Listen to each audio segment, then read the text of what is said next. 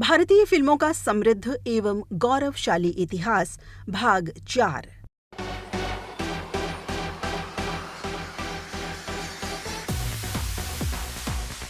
साथियों नमस्कार, मैं हूं आपकी मित्र नीता अग्रवाल।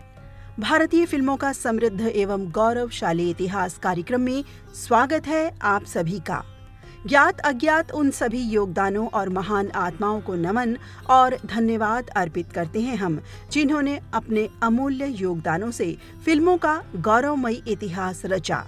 इस कार्यक्रम में हम जान रहे हैं आज के सिनेमा का आधार रही महत्वपूर्ण बातें, वो नाम, वो काम, वो खोज, वो मेहनत जो फिल्मों का बेस रही। तब कोई साधन संसाधन नहीं हुआ करते थे फिल्म बनाने को लेकर। ऐसे समय में कैसे फिल्मों का निर्माण होता था, क्या कुछ रहा, सिने जगत की अमूल्य गौरवपूर्ण जानकारियों के साथ कार्यक्रम में आगे बढ़ते हैं। अभी तक के 3 एपिसोड्स में हमने जाना फिल्मों की प्रथम सनसनी 1896 से लेकर वर्ष 1927 तक की सिलसिलेवार जानकारी। अब आगे वर्ष 1928 से 1930 तक का सफर तय करेंगे हम, यानी मूक युग की बातें आज के एपिसोड तक, और आगे फिर फिल्मों का एक नया कलेवर आएगा, यानी बोलते युग का नया कलेवर। वर्ष 1928 धार्मिक सामाजिक समर्पण, हास्य ड्रामा, मेलोड्रामा, पौराणिक, ऐतिहासिक, लेजेंड, वृत्तचित्र, कॉस्ट्यूम ड्रामा, फैंटेसी, रोमांटिक, सच्ची कहानी आधारित थ्रिलर, नॉवेल बेस्ड फिल्म्स, समानांतर सिनेमा, सुधारवादी फिल्में बनी इस वर्ष में। इसी वर्ष पहली ऐसी फिल्म आई साथियों जो आगे जाकर भी अलग अलग फिल्मकारों द्वारा बनाई गई। शरद चंद्र चट्टोपाध्याय लिखित प्रसिद्ध कहानी का पहला सेल्यूलॉइड संस्करण थी ये film. Eastern film syndicate Calcutta द्वारा निर्मित और नरेश मित्रा द्वारा निर्देशित फिल्म थी। इसमें फनी बर्मा ने मुख्य भूमिका निभाई थी। साथ में थी तारक बाला और निहार बाला। उस फिल्म का नाम देवदास। शेक्सपियर लिखित हैमलेट का पहला भारतीय स्क्रीन रूपांतरण था फिल्म खून है नाहक। ये एक मूक फिल्म थी जिसका निर्देशन के.बी. अठावले ने किया था। बहुत ज्यादा बोल्ड कही गई फिल्मों की शुरुआत भी हुई थी साथियों इसी वर्ष में। निर्देशक फ्रांस ऑस्टिन की फिल्म शिराज आई इस वर्ष, जो बोल्डेस्ट फिल्म कही गई थी। 1928 प्रदर्शित कुछ फिल्मों के नाम ले तो रामराज वियोग, सम्राट अशोक, देवकन्या, गुलबदन, राजा हरिश्चंद्र, हीरा सुंदरी, पाताल पद्मिनी, अनारकली इत्यादि। 1928 वर्ष में रिलीज हुई फिल्मों के कुछ निर्देशकों के नाम याद करें तो ए.पी. कपूर, चारू रॉय, भगवती मिश्रा, चंदूलाल शाह, दादा साहेब फाल्के, डी.ए. दांडेकर, फातिमा बेगम, होमी मास्टर, जमुना दास सूबेदार, कांजीबाई राठौड़ और पेशी कर्नी। वर्ष 1928 में सर्वाधिक फिल्में देने वाले निर्देशक रहे भगवती प्रसाद मिश्रा, हर्षद राय मेहता, के.पी. भवे और कांजीभाई राठौड़। और अब बढ़ते हैं वर्ष 1929 की ओर। वर्ष 1929 में पहले की भांति फिल्में बनी। जो बदलाव और नए विषय फिल्म निर्माण में जुड़े थे वो कायम रहे। इस वर्ष प्रथम बोलती फिल्म अंग्रेजी भाषा प्रदर्शित फिल्म मेलोडी ऑफ लव नाम से प्रदर्शित हुई। कलकत्ता के एल्फिंस्टोन पिक्चर पैलेस में भारत में दिखाई गई ये पहली टॉकी फिल्म रही थी साथियों। प्रियनाथ एन गांगुली द्वारा निर्देशित फिल्म कपाल कुंडला प्रथम ऐसी फिल्म रही थी जो सिल्वर जुबली हिट फिल्म रही थी। मित्रों, वर्ष 1929 तक आते आते बहुत सारी फिल्म कंपनीज भी अपना वर्चस्व बना चुकी थी। इस वर्ष लगभग 143 फिल्में बनी। कुछ फिल्मों के नाम याद करें तो अनारबाला, भूल भुलैया, बिल्वा मंगल, गोपाल कृष्ण, हातिम ताई, हीर रांझा, जय सोमनाथ, मिस डॉली, निशान डंका, परदेसी सैया, पृथ्वीराज संयोगिता, प्यारी, श्री बालाजी, जहरी सांप इत्यादि।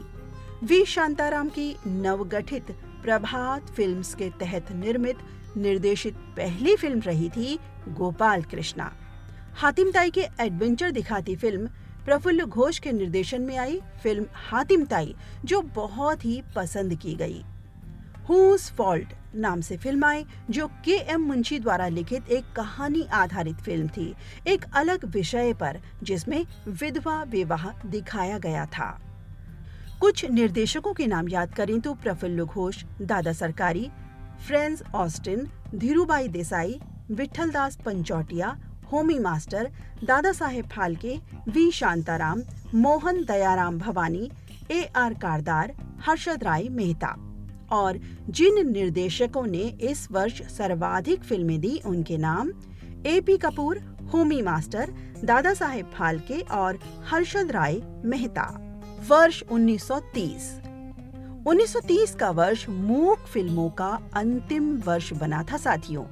लगभग 110 फिल्में रिलीज हुई वर्ष 1930 में और विशेषता रही कि एक्शन फिल्में भी बनी। जी हाँ साथियों, पहले की भांति सब प्रकार शामिल रहे।